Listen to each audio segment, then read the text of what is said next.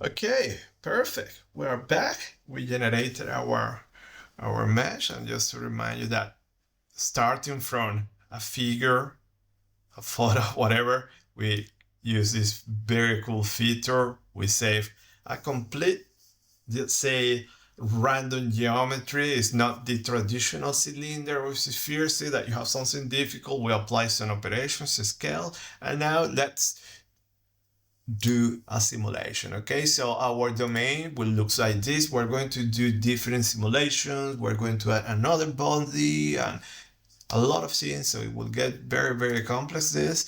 So to run, okay, let me redo the mesh. Okay, so we revisit. No, I'm not going to revisit. I'm going to use the parameters that we have used so far. So let me erase everything. So phone clean tutorials to erase. Okay, by the way, there are many commands, and let me go here. Let me open a new tab and let me go OpenFOAM.org, because also here you have technical. No, it's not that one. It's user guide. This one, and here you have the documentation now, which is really good. So many of the things that I have shown you, some commands, you will have it here. Okay, block mesh, snappy, creating some. So it is a small technical guide, but it's good enough to get you training. So what we talk about snappy and the constellation, all that stuff, you have it here. So I think there is no need to do a video. You can read here. In case we have a few videos in our channel also to show you that, so the explanation and so on. So it is very small user guide, but you have the basic information there. So this phone clean tutorials, you're going to find it there. I will just clean in all the information to do everything from scratch. So I need to do block mesh. Let me check this one. True. Okay, you all want to generate everything. I have my bugs. Okay, just to be sure, put 3 layers. Okay, and now let's generate the mesh. I want to work in serial. Remember, save log files. I will call it like this. And off you go. So in the video description now you have the template to do the mesh. So this will be your template for the mesh, but then I will give you another template now to get, for instance, I will run in this case in compressible flow. So okay, you have some files that you need to add, and actually in the video description now I will copy that template that I have it here. So this is the templates that I share now in the training that we did recently. So I have one for incompressible, one for compressible, and one from BOF. So I will start. I will take, actually, let me take these templates. Now I would like to share all of them. Okay, in the video description you have it. I'm working in this CFD cookie here. Okay, and I have the templates. So basically we'll move to the simple. Okay, so a steady simulation. Everything is already set to run. Now you have even the dictionaries for snappyHexMesh and so on. The only difference now is that we need to define boundary conditions here. So I'm going to work on that. I'm going to show you how to do that. So let's wait for the mesh that hopefully is almost done.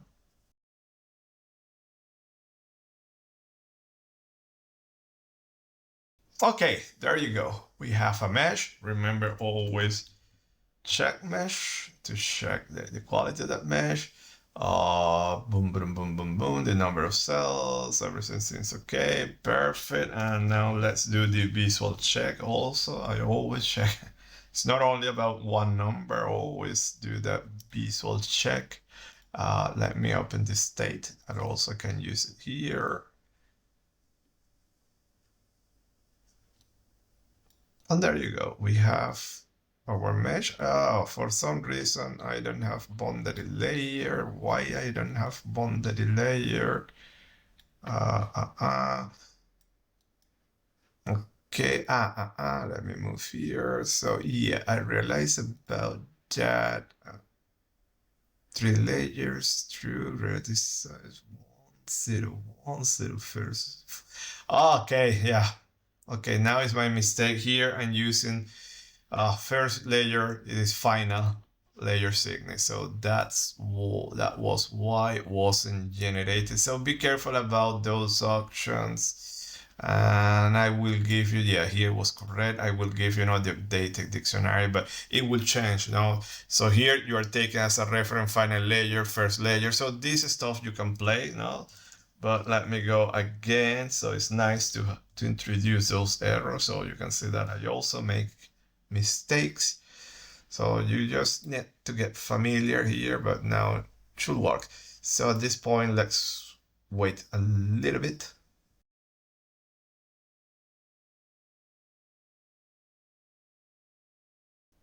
Okay, so we have a mesh, and actually I'll also know what is the problem, so always pay attention to the output. So yeah, I think I need to update that keyword there. So let me go inflatable. Yeah, actually, yeah, my mistake. So the other cases, they were not working because, so I show you two mistakes. So the first one, I forgot to update the name, and the second one, this one.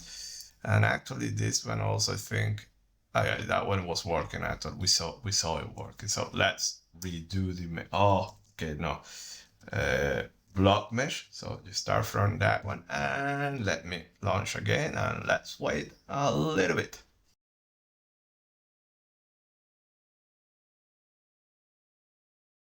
Okay, voila, we have a mesh. So here you have the coverage. We always say, always check mesh. So, but yeah, I like now when I make mistakes. Now I have no safety net, no recording everything. I don't like to edit anything. So no safety net. We found mistakes, we solved them, so now we have it. We have everything working, and the quality is okay. And now paraview built in, and always do also the visual check, my advice. And actually, I can use my state here to make things faster. Put it there. There you go. Yeah, voila. The mesh there, yes. So I forgot to update the name of the patch. So I will give you the template fix. So what I was telling you, that now let's run the case. Now we need to prepare the case. Remember that this zero folder that exists here, that you have, these are my templates. I move here. It's containing information of the boundary layer coverage. So you can erase this. But before moving to the simulation, there is a very important step, okay? And it doesn't matter if you work in serial, parallel, whatever. If you work in parallel, reconstruct your case, put your meshing constant. Also, you save the incremental steps, put everything here, copy everything here, and here you have all the mesh information. Okay, so these files you need to modify them. Okay, so this is the mesh structure. Is you're brave enough, yeah, you can modify things there, but you need to modify anything here except for one file, this one, boundary. And let's do it, and I will show you what information is contained here. So here you have the number of patches that you have in your mesh, and actually, to make sense better, let me paraview built in. So you see the name here correspond to the name now that you have in your mesh, background mesh, block mesh, and block mesh. You can assign those names, the name that you gave to the object, that, see that we call it inflatable flow. So all those names, you have it there. So basically what we're going to do is to check, for instance, inflatable float. Okay, so let me put all these patches. Visualize, and let me add transparency. Where is the transparency? Okay, here, 0.3, and there you go. But to make it now make more sense, so see that I have Y. So let me check here. Mean, I think it should be this one, mean Y. Yes. So that is my inlet, and then max Y. that will be my outlet. So I can do there because I don't like those names.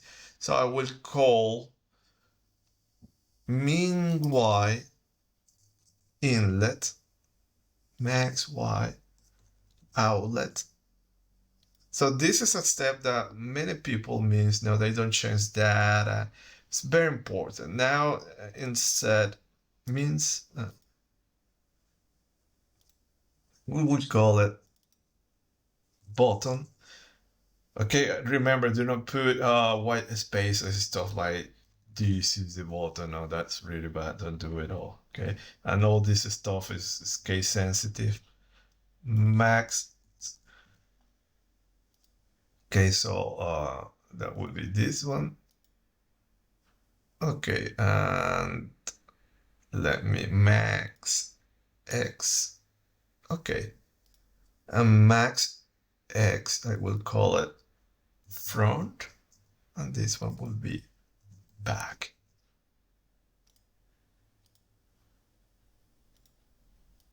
And there you go. Okay, so now locally, let's see if, yes, refresh, and then you have the name of your patches, okay, the correct names. So let's see, okay, still keeping now the old patches, the old information, it doesn't matter. Oh, but let me erase, let me reload this state, and I think it should use the new names here.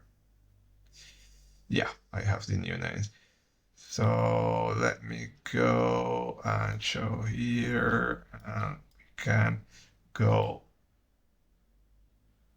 Oh, okay, let's do back, front, button. Let me get the outlet. Okay, I still have the old outlet. I have the inlet, and the top should be top. Okay, top. And then you have the inflatable body. And that's it. So this is an important step. Now give some meaningful names. It's not compulsory, but give some meaningful names and then identify the patches here. And I know that if my velocity will be in this direction, also have that reference. And the other important step is this type. So this information, don't touch it. You don't need to change that. It's only this one. So let me explain this one. Okay, if you have physical walls where you have boundary layer, the type has to be wall. Okay, meaning that when you have a wall, you are computing models there. So for instance, you have boundary layer, shear stresses, now all the wall functions, heat transfer, chemical reactions, those models are enabled at the walls. So if you are comparing that, even you have really body motion, that body is moving according to the kinematics and so on, it has to be a wall to enable those models. The other, they can be a patch. Okay, there are different types here. It can be symmetries, you have symmetry, you have periodicity, but these are the most common patches that we're going to use, and we're going to stay with this one here, but remember that you have the documentation, and there they talk about now the mesh description files and all that stuff. So in the inlet, it is a patch. It can be a Dirichlet, it can be a Newman boundary condition, it can be a Cauchy boundary condition, a mixed no value. So there are many type of boundary conditions. So for me, the inlet, the flow is coming in, the outlet, the flow is coming out. Okay, I can say that front and back are walls, yeah, and I can put it there like walls, okay, front and back. You can say, okay, these are walls, but there, then if I enable wall, I will compute the boundary layer, the shear stresses, the separation, but let's assume that I have a box where I don't have any friction at the walls. So I can use a patch, okay? It is perfect a patch, and there is a boundary condition, a slip boundary condition. Now you go like this, that you use with patch, and you are not going to have boundary layer. Okay, but if you want the boundary layer there, leave it like this, and a patch, and also front, back, bottom, top. Okay, there are openings and so on, so I will leave it like that. For me, it's perfect. So I already prepared the case. These are the names that I'm going to use, so please have that in mind. And then I have my type. This is perfect. I'm ready to run. We're going to do that in the next video. Bye.